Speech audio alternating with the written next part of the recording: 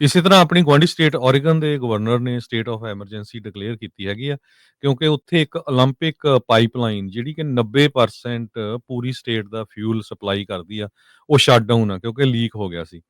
Governor ਟੀਨਾ ਕੋਟੇਕ ਉਹਨਾਂ ਨੇ ਜੋ ਇਹ ਕਿਹਾ ਆ ਭਈ ਸਾਡੀ ਜਿਹੜੀ ਸਟੇਟ ਆ ਹੁਣ ਸ਼ਿਪਸ ਰਾਹੀਂ ਤੇ ਟਰੱਕਸ ਰਾਹੀਂ ਜਿਹੜੀ ਆ ਸਾਰੀ ਜਿਹੜੀ ਫਿਊਲ ਆ ਉਸ ਨੂੰ ਹੌਲ ਕਰਨਗੇ, ਤਾਂ ਕਿ ਕਿਸੇ ਤਰ੍ਹਾਂ ਦੀ ਇੰਟਰਪਸ਼ਨ ਨਾ ਹੋ ਸਕੇ। ਬੀਪੀ ਪੈਟਰੋਕੈਮੀਕਲ ਪਾਈਪਲਾਈਨ ਜੋ ਆ ਵਾਸ਼ਿੰਗਟਨ ਤੇ ਓਰੇਗਨ ਦੇ ਵਿੱਚ ਚੱਲਦੀ ਆ, ਜਿੱਥੇ ਕਿ ਇਹ ਲੀਕ ਹੋਈ ਆ। ਬੀਪੀ ਦੇ ਕਰੀਬ ਨੇ ਕਹਿੰਦੇ 200 ਫੁੱਟ ਤੇ 400 ਮੀਲ ਲੰਮਾ ਜਿਹੜਾ ਪਾਈਪਲਾਈਨ ਆ ਉਹਦੇ ਉੱਤੇ ਇਸ ਟਾਈਮ ਉਹ ਵਰਕਆਊਟ ਕਰ ਰਿਹਾ ਜਿੱਥੋਂ ਲੀਕ ਹੋਇਆ, ਤਾਂ ਕਿ ਲੀਕ ਨੂੰ ਬੰਦ ਕੀਤਾ ਜਾ ਸਕੇ।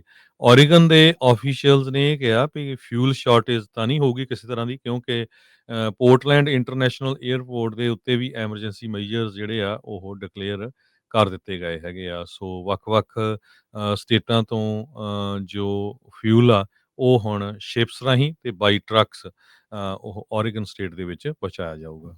ਜੀ, ਸੋ ਹਰਜੋਤ ਸਿੰਘ ਜੀ, ਥੈਂਕਸਗਿਵਿੰਗ ਦਾ ਆਪਾਂ ਨੂੰ ਸਭ ਨੂੰ ਹੀ ਪਤਾ ਆ ਵੀ ਇਹ ਵਕਤ ਆ ਤੇ ਲੋਕਾਂ ਨੇ ਟਰੈਵਲ ਕਰਨਾ ਆ।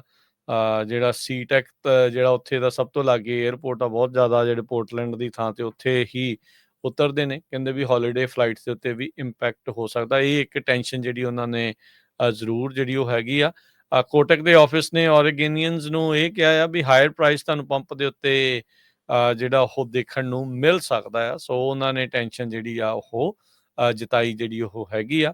ਸੋ ਕਹਿੰਦੇ ਵੀ ਕਾਸਟ ਜਦੋਂ ਹੋਰ ਤਰੀਕੇ ਦੇ ਨਾਲ ਇੱਥੇ ਤੇਲ ਨੂੰ ਲਿਆਉਣਾ ਆ ਤੇ ਉਹ ਮਹਿੰਗਾ ਜਿਹੜਾ ਉਹ ਪਵੇਗਾ। ਸੋ ਓਰੇਗਨ ਵਾਲਿਆਂ ਨੂੰ ਕੁਛ ਕੁ ਸਮੇਂ ਦੇ ਲਈ, ਖਾਸ ਕਰਕੇ ਜਿੰਨੀ ਦੇਰ ਤੱਕ ਇਹਨਾਂ ਦਾ ਪਾਈਪਲਾਈਨ ਠੀਕ ਨਹੀਂ ਹੁੰਦਾ ਉਨੀ ਦੇਰ ਤੱਕ ਮਹਿੰਗਾ ਪ੍ਰਾਈਸ ਜਿਹੜਾ ਭਾਅ ਆ ਉਹ ਕਰਨਾ ਦੇਣਾ ਪੈ ਸਕਦਾ ਹੈ।